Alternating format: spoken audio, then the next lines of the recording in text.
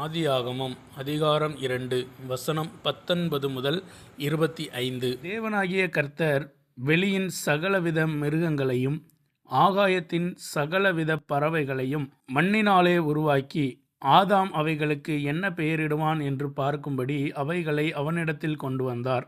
அந்தந்த ஜீவஜந்துக்கு ஆதாம் எந்தெந்த பெயரிட்டானோ அதுவே அதற்கு பெயராயிற்று.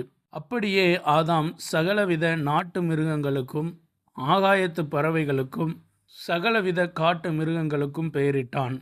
ஆதாமுக்கோ ஏற்ற துணை இன்னும் காணப்படவில்லை.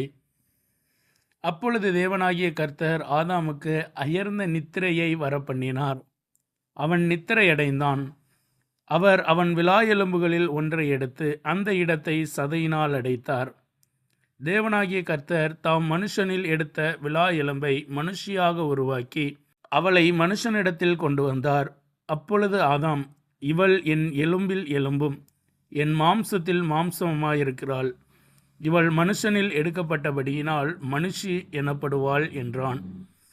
இது நிமித்தம் புருஷன் தன் தகப்பனையும் தன் தாயையும் விட்டு தன் மனைவியோடு இசைந்திருப்பான்.